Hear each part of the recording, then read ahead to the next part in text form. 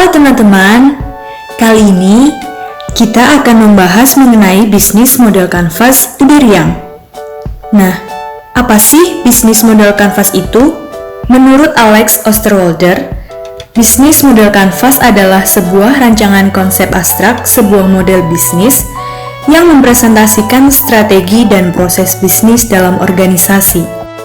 Berikut bisnis model kanvas Uderiang.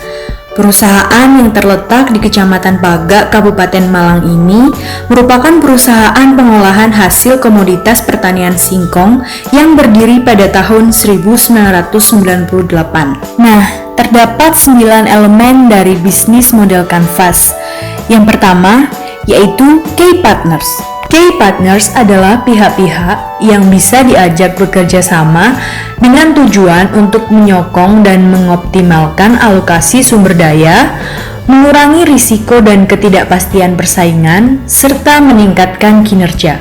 Uderiang sendiri memiliki beberapa key partners, yaitu petani ubi kayu, pemilik toko oleh-oleh di Kota Malang, dan agen penjual dalam negeri.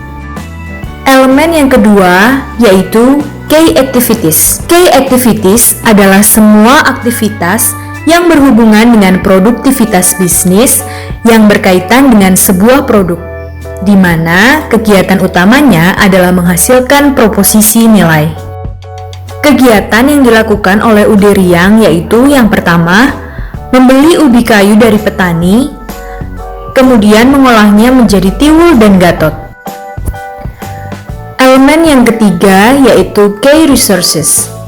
Key resources adalah berbagai sumber daya penting perusahaan dan menjadi penentu bagi keberlangsungan dan keberhasilan perusahaan. Sumber daya penting yang dimiliki Uderiang untuk melakukan aktivitas bisnisnya yaitu lahan tani ubi kayu, alat pengolahan berstandar makanan, tenaga kerja, dan tempat produksi. Elemen selanjutnya yaitu value proposition. Value proposition adalah nilai atau manfaat yang ditawarkan kepada pelanggan. Manfaat yang dapat diberikan Uderiang kepada pelanggan seperti meningkatkan daya saing, produk yang dihasilkan bersifat tahan lama, dan praktis dalam penyajiannya. Elemen yang kelima yaitu customer relationship. Customer relationship merupakan elemen di mana perusahaan menjalin ikatan dengan pelanggannya. Untuk memberi pelayanan yang terbaik kepada konsumen, Uderiang memberikan layanan gratis pengiriman produk di area Malang Raya. Elemen yang keenam yaitu channel. Channel adalah bagaimana perusahaan bisa menyampaikan produk hingga sampai kepada konsumen. Untuk menyalurkan produk kepada konsumen, Uderiang memiliki beberapa channel, seperti pengiriman produk melalui kantor pos, menitipkan produk kepada koperasi-koperasi usaha dagang dan toko oleh-oleh, serta terus mengenalkan produk melalui media sosial sehingga produk bisa dipesan melalui media sosial. Elemen selanjutnya yaitu customer segment. Dalam hal ini, perusahaan harus menentukan segmen pelanggan mana yang akan menjadi target bisnis perusahaan. Target konsumen untuk Uderiang yang pertama, penduduk yang tinggal di kota-kota.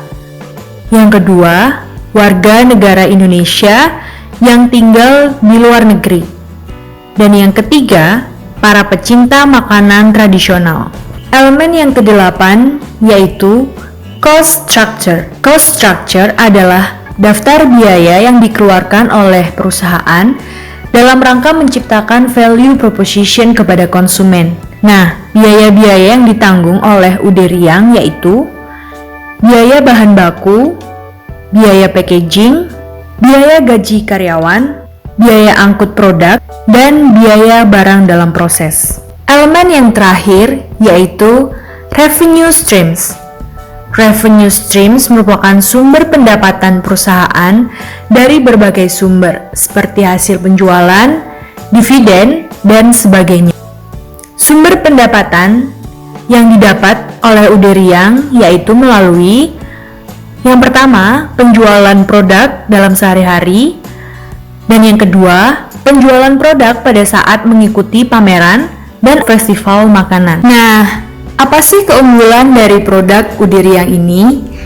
Keunggulannya yang pertama, Datot dan Tiwul merupakan makanan tradisional yang tentu saja sehat untuk dikonsumsi, dan produknya masih diolah dengan cara tradisional. Yang kedua, bahan baku yang digunakan diutamakan dari hasil tanam petani lokal. Untuk kedepannya, Udiriang akan memperluas jejaring pasar, baik nasional dan internasional. Udiriang akan memberi kepastian harga singkong pada petani ketika musim panen tiba dan memperbesar usaha supaya bisa merekrut banyak tenaga kerja yang ada di sekitar tempat produksi Udiriang. Serta Udiriang akan menambah varian produk sesuai dengan permintaan pasar. Nah, bagaimana teman-teman? Menarik sekali bukan pembahasan kita mengenai bisnis model kanvas pada Udiriang kali ini? Terima kasih sudah menonton semuanya. Semoga bermanfaat untuk kita semua. Bye!